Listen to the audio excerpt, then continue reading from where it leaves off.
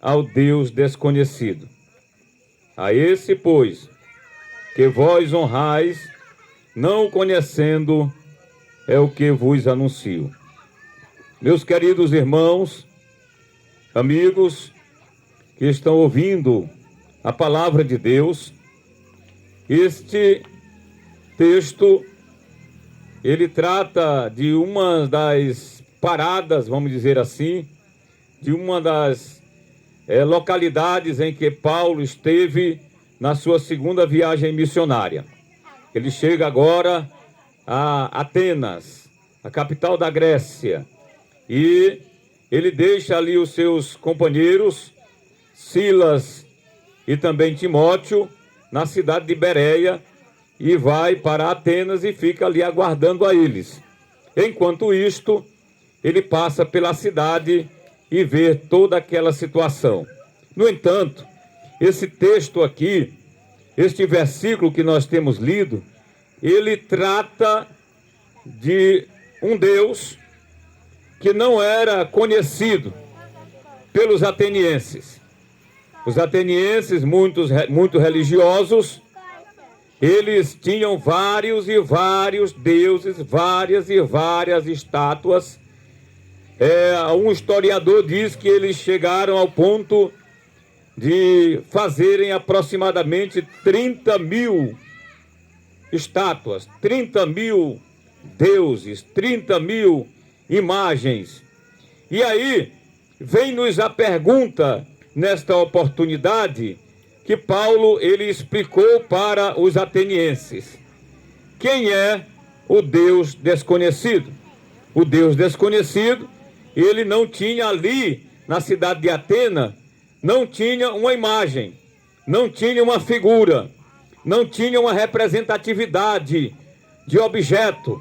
Apenas o altar estava lá e a frase: este altar é dedicado ao Deus desconhecido. Mas nós vemos aqui e vamos observar brevemente, primeiro, quem não é o Deus desconhecido. Nós vemos aqui no decorrer do texto que Paulo, ele tanto estava na sinagoga ensinando, como também na praça, no Areópago, pregando a palavra de Deus. E estavam ali alguns seguidores de filósofos, e filósofos epicureus e também estoico. Quem eram os epicureus? Os epicureus, eles acreditavam em uma corrente filosófica de que não existe o sobrenatural, não existe o mundo imaterial, não existe céu nem inferno, e de que simplesmente eles existiam por acaso, e aí, quando findasse a vida, estava tudo acabado, e portanto eles apelavam para o chamado hedoísmo. A sua doutrina principal era de que eles deveriam aproveitar a vida ao máximo, porque depois que a vida passasse, eles já não existiriam mais, portanto deveriam se entregar ao desejo da carne. Então eles não tinham nenhuma expectativa de ressurreição, da eternidade, nutriam nenhuma expectativa de uma vida após a morte.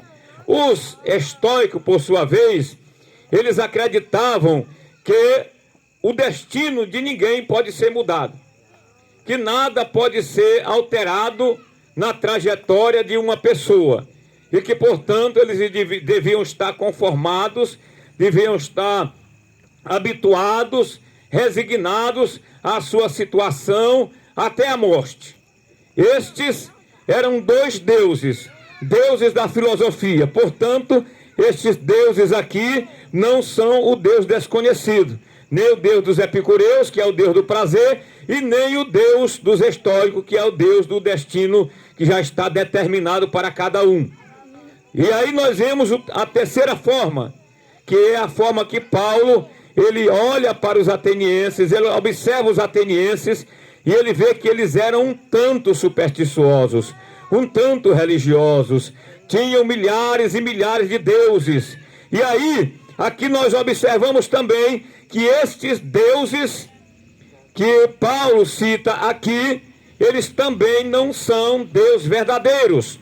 Mas ele começa a explicar o que de fato é o Deus desconhecido.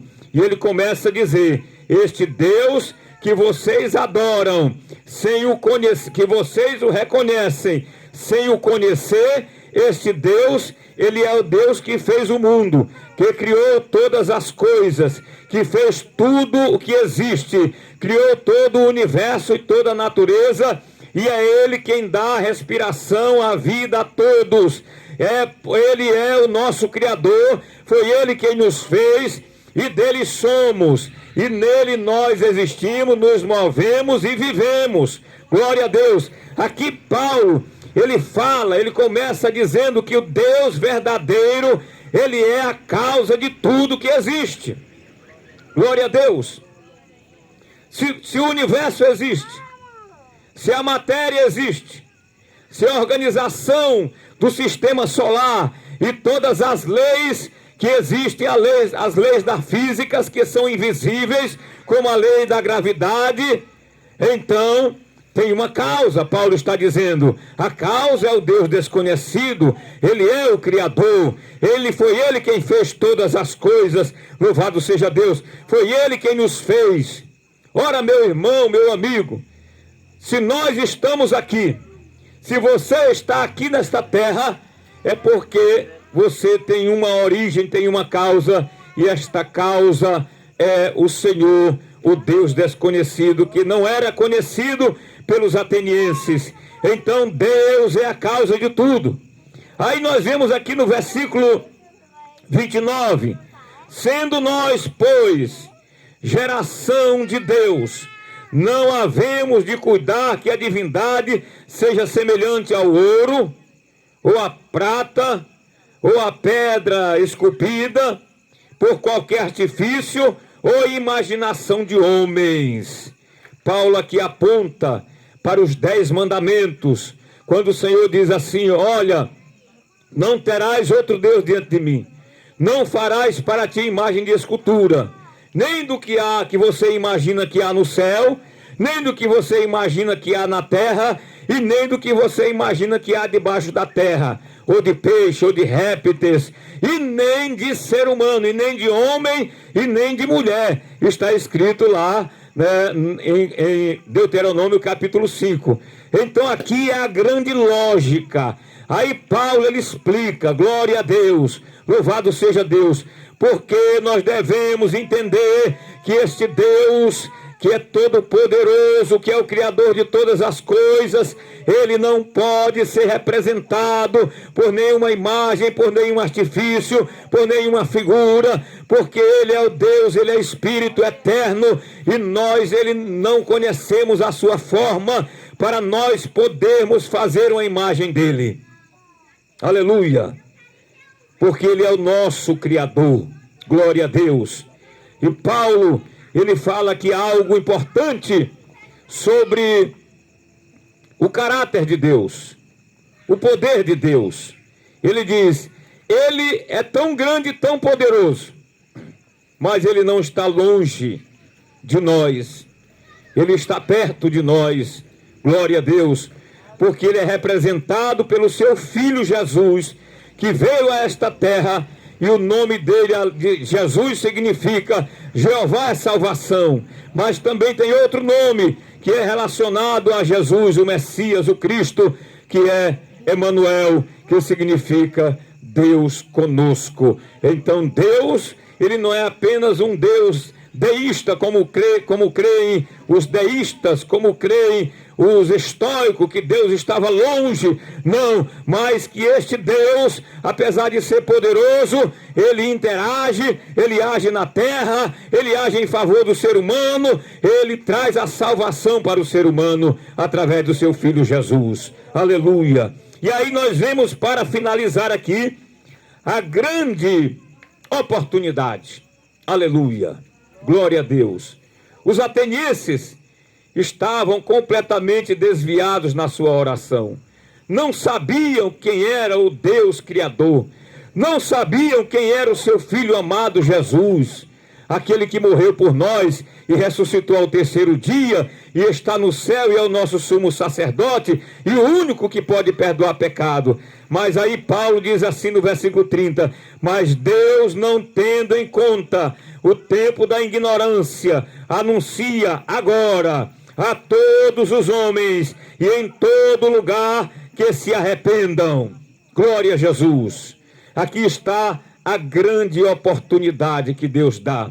Aqui está o grande contraponto nessa situação, porque o Senhor diz assim: olha, eu não quero saber do teu passado. O que você fez não interessa até agora, mas eu coloco diante de você agora, nesse momento, a grande oportunidade a você, a todos os homens aqui, inclui você que está ouvindo a palavra de Deus, e em todo lugar. Aqui também inclui não somente Israel, não somente Atenas, aonde Paulo estava ali pregando naquele Areópago, mas inclui também todos os lugares, inclui também a sua casa, inclui também a sua pessoa, inclui também a sua família, a sua habitação. Deus está dando a maior de todas as oportunidades para que você venha conhecê-lo de perto hoje, confessando a Jesus como Salvador. Aleluia. E aí você poderia perguntar: e por quê? Por que que eu devo aceitar a Jesus como Salvador? Porque é a maior necessidade do ser humano, é a salvação. Aí o versículo 31 nos traz aqui os motivos, ou o grande motivo pelo qual Deus, Ele disponibiliza a salvação a você. Versículo 31. Porquanto já está determinado um dia em que com justiça Ele há de julgar o mundo, por meio do varão chamado Jesus, que Ele destinou para isto, e disso deu a certeza a todos, ressuscitando-o dentre os mortos. Ora, meu amigo, meu irmão, o motivo pelo qual Deus, o Deus verdadeiro, Ele se revela hoje a você, através da palavra ou das palavras que têm sido pregadas nesta noite, é porque, em primeiro lugar, Ele ama você. Ele nos amou primeiro. Há um projeto de Deus que vem antes da fundação do mundo. Louvado seja o nome do Senhor. Há um projeto eterno de Deus que vem antes que você existisse, antes que você fosse gerado no ventre da sua mãe. Já havia um plano de Deus para a tua vida, e este plano é a salvação, é de você fazer parte do povo salvo que vai morar no céu. Aleluia. O nosso evangelho é este, é que Jesus, Ele salva, Ele cura, Ele batiza com o Espírito Santo, Ele prepara e leva para o céu, porque Ele vai voltar. Aleluia. Aqui o texto está dizendo que este Deus, Ele deu prova de que este varão chamado Jesus, Ele é o Salvador, porque Ele morreu na cruz do Calvário, foi sepultado, ressuscitou ao terceiro dia, e é Ele quem pode perdoar pecados. Que a Bíblia diz que todos pecados